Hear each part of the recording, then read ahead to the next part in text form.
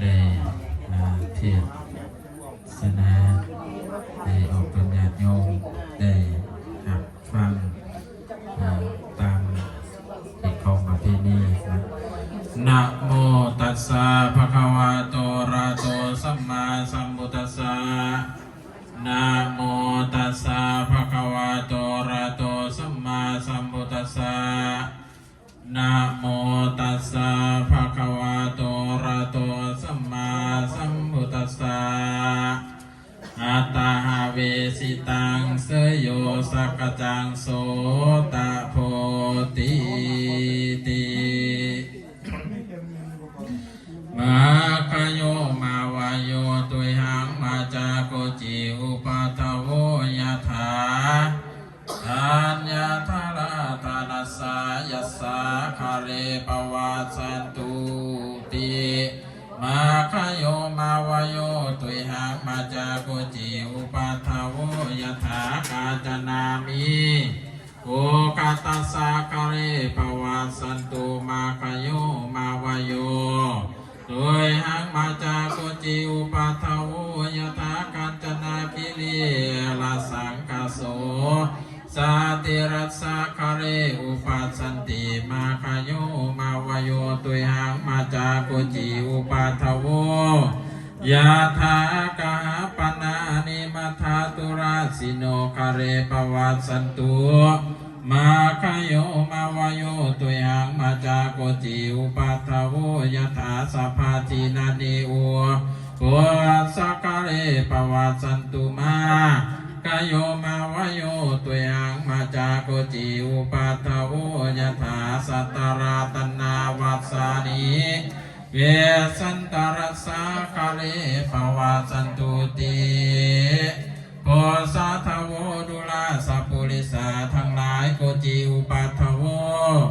อ่านว่าความกังวลอนตายอันใดอันหนึ่งก็ดีก็อย่าได้บังเกิดมีแก่ทานเถิดโกจิปาริโภโคอันว่าเก่าของเครื่องบริโภคอันใดอันหนึ่งก็ดีมาคโยมาวาโยก็จะได้เสียงไปเบิดไปแก่ทานเถิดอัญญาธาราอันว่าทองแถวข้าวเปลือกคาทั้งหลายก็จงตกลงมาคาเลในเฮือนแก่ทานัสยสิทธิและมีด้วยประการสันไหนนั่นเถิดกล่าวคือว่าความเสียงไปเมื่อใจแห่งความถูกเข้าของเครื่องบริโภคก็ดี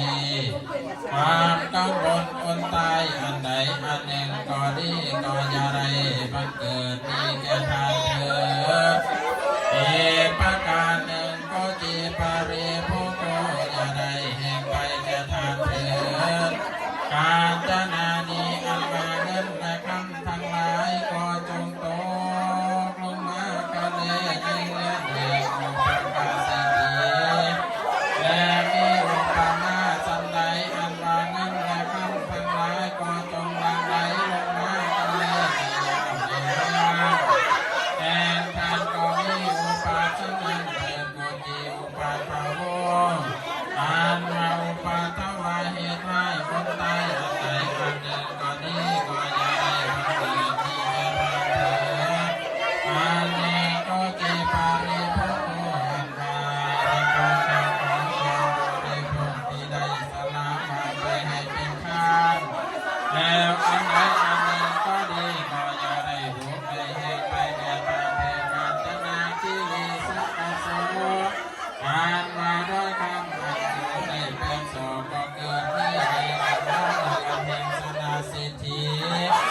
และมีด้วยประการสันใดอันว่าเงินและคำมันเป็นผู้ด้อยก็จงบังเกิดมีแก่ทานทั้งหลายด้วยประการฉะนั้นเถิดอันว่าอุปัฏฐวาอนตายอันใดอันหนึ่งก็ดีอันว่าวัตถุเข้าของเครื่องบริโภคอันใดให้ไปทานแล้วเก่าคือว่าเงินและคำแก้วแหวนเสื้อผ้าอาภรณ์อันใดอันหนึ่งก็ดีก็อย่าได้เสียงไปเพื่อไปแก่ข้าเถิดสัตตราตนาวัสนีอ อันวาหาพุนแก้วเจ็ดประการอันโตกลงมาในกวางกุ้มปราสาทราชวังหลวงแก่พญาเวสสันดร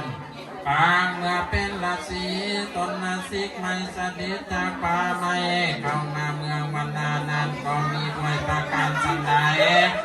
การว่าพ้นแก้วเจ็ดประการคือว่าแก้วปัตมาลาเนื้อเมือตาแก้วพีลางามพุนแก้วปาปามีแสงเสียงหงแก้วมณีพุงรัศมีแก้วพิทุมมีข้ามาแก้ววาศิลาลาอาภาแก้วมุกดางามสวยสวมเงินคำโทษเดือหลายขอจงโตลงมายังใหญ่เดือลอยดาวเต็มบ้านเต็มเมืองขอท่านเจ้ามุลสัพพะอันมีดาวเฮือนเป็นเขากาตังขออย่าให้พวกท่านโศกเศร้าทุกข์ยากให้เก็บได้สังกัดเถิดเทศนาปาริโยชนีในเมืองเดี๋ยวเราจะพัฒนาเทศนาขอให้เจ้ามาก็ขอให้เจ้ามุลสัพพะก็จงอาโตลงมากาเลนยาวในเรือนในงานขอพระเจ้ามุลสัพพะการที่เจ้าเฮือนเป็นเข้ากับท่านขออย่าให้พวกท่านโศกเศร้าด้วยประการสันใดเถิดเทศนาปาริโยชนีในเมืองเดียวโลกตถาเทศนาสออาภาแก้วมุกอานันต์คอยสอบนักคำสอบเยอะหลายก็จงโตลงมากาเลในยาวเลื่อนแห่งทางเถิดเทศนาปาริโยชนีในเมืองแล้วโลกปัจจธรรมเทศนาก็ให้เจ้าพ่อมาสัทธาทั้งหลายจงได้ดังคำนักคำภาพนาสมดังกาลแล้วแต่หลายมีที่ท่านก็เสด็จบริบูรณ์ควรพอดีก็แล้ว สาธุสาธุนะโมทีเอาเทียนประกอบด้วยเทียนประกอบไม่เอาเนี่ย เอาเทียนปลาเก่าเด้อเทียนปลาเก่าเด้อจับเด้อเอาแม่มาจับปลาเก่านี่เอา เอาเลยเอาเลยเอาสา